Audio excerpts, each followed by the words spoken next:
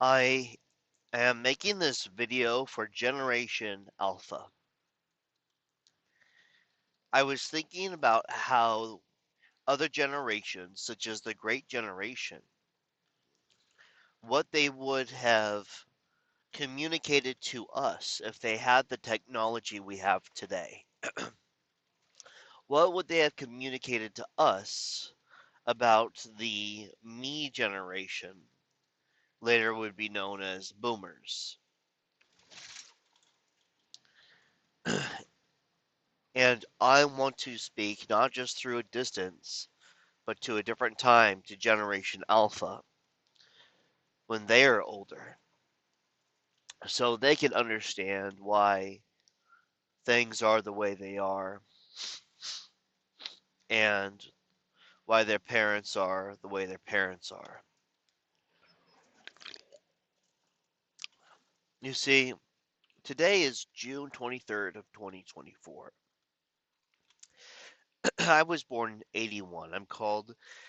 They turned us from Generation Xers into something called Xennials, where we are Generation Xers mostly, but we're right on the cusp of millennials, which millennials starts at 1986, and then they brought it down further and further and further. I got to see the difference, and I noticed a lot of this stuff. I noticed a lot of the subtleties and the different ways of thinking between generations.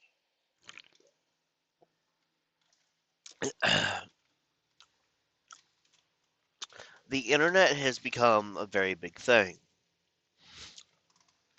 My sister was using it back in 89, as far back that I could remember, as far as when the internet was being used. It could have been further. Now, it's not like the internet that we have today, where it's extremely user friendly. And stick with me, this is important. It does have everything to do with why generations are the way that they are. You had to figure things out. You had to learn simple pieces of coding to get what you wanted accomplished done, or get accomplished what you wanted accomplished. Um,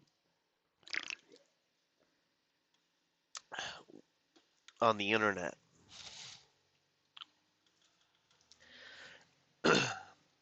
My sister created a page. She even created a little sun with sunglasses giving you a thumbs up, and it was called Suns Up. It did not make it. And later on, only months later, someone else created it. And today, if you Google Suns Up, you'll see that original picture that this girl, a 9-year-old girl, made back in 1989 for her little journalism company online. Isn't that cool? It was just a forum, basically.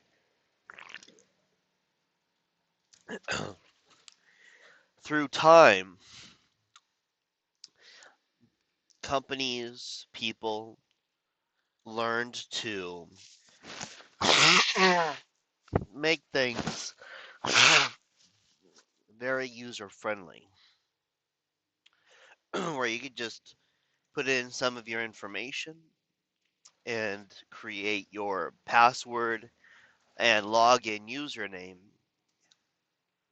and now, boom, you're set up to use the stuff. And with the easier things got, the more people started utilizing these very easy to use websites. Then one day, something called MySpace came out. MySpace was really something. It changed, I mean, it broke a lot of barriers and ground when it came to user friendliness, being able to share files with each other, having your own profile wall. And around 2010, MySpace started going under and Facebook came out. Facebook took user friendliness to the next level. This is when addictions started kicking in. People were on the internet a lot with user friendly stuff. Now, you had two different types of internet people. Some of us were on the internet constantly bringing in um, information. There were forums to ask questions where the best people in that industry would be on there with their usernames. You don't know who they are in real life, and they would just be sharing knowledge anonymously on how things work. There is just everything. Everything was there. This is before you had the deep web. You could look anything up on the internet and it would come up. It would take you right towards it. Search engines were very easy to find stuff. You go under there, go under technology, and then under technology you'd go to the computers, and then another subcategory, hacking, and then under the hacking it would have whatever Linux system or whatever servers or you know things like how to get your CCNA uh, information. I mean, it was something.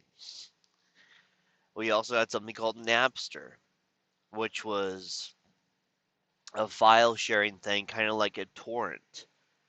And Napster was mainly used for music. I mean, it was something.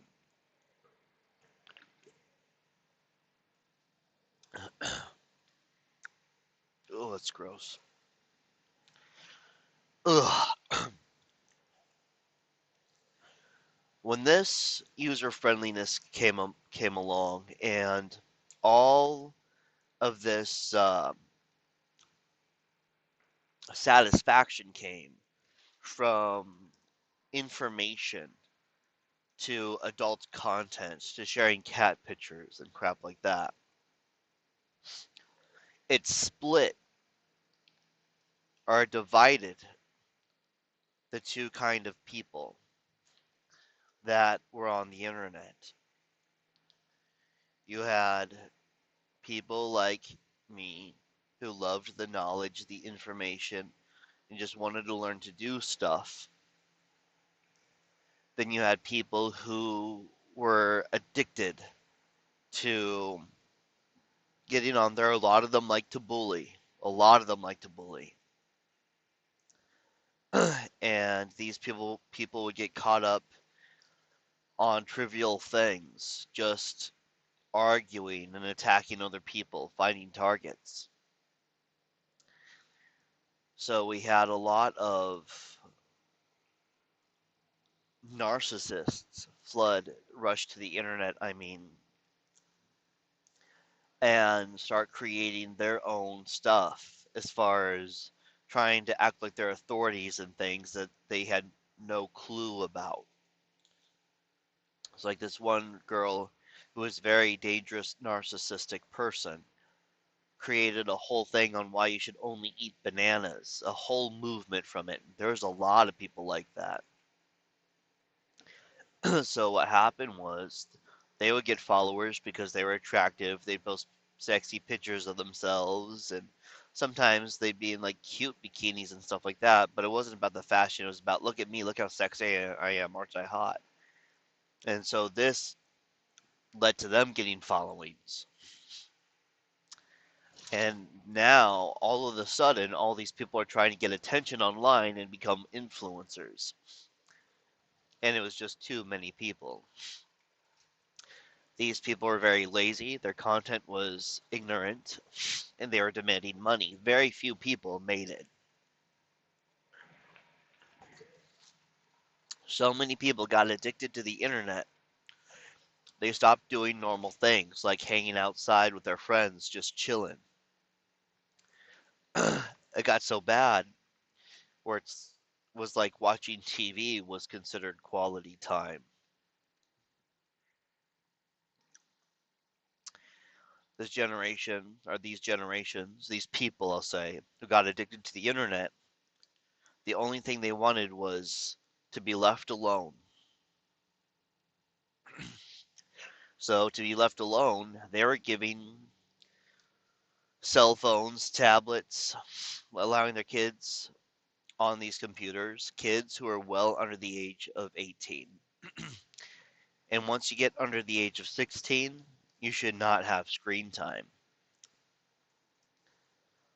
And once you get a certain amount of time, like only 15 minutes a day for someone, especially a child, is extremely damaging. What happened was kids were on the internet for hours a day. These kids are your parents. The IQ, the average IQ, started dropping rapidly. People were always on their cell phones, just looking to cause conflict or looking up things that they were curious about that were things that were ignorant, things that were not in any way educational or informative. We start getting radical sources like MSNBC and Yahoo, CNN. Those are left propaganda machines saying that they were news sources. There were right ones as well. Fox News did it, but not as often. But you did have America One Network, and you also had the Blaze Network,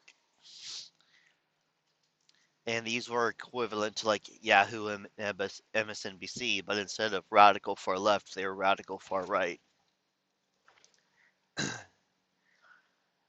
And these fake news sources started creating completely fabricated stories that were not based on anything true that happened at all. We started getting actual news sources that were changing history, things that were happening, such as presidential debates. There would be a website asking, who do you think won this debate? And over 80% of the people, millions of people who participated in this poll, at the end of the debate, it all casted their votes, showed one person winning significantly.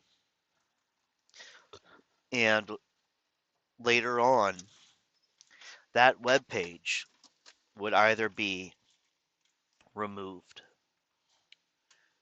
or altered and show the numbers being completely different.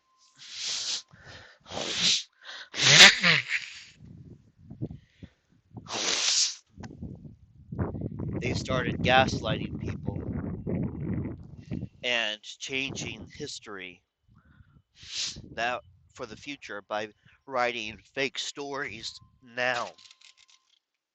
Another example in a debate. There was a presidential debate. One of the candidates was given all the questions in advance, which is illegal. And that political opponent was also guilty of many types of war crimes and treason and got away with it. And what happened here was that opponent said something really stupid and racist during a debate. They went to the other opponent and said, well, what do you think of this? And the joke was, people said, I think I'm going to be president, is what I think. And everyone started laughing. But that gentleman, he gave an honest answer, though people were thinking that. Later on a show called Saturday Night Live, they showed that and switched it. And then in the news companies, articles written about it swapped the positions on who said what. And people no longer raged about this. People just wanted to be alone with their cell phones. People stopped interacting. That's basically it. People stopped interacting.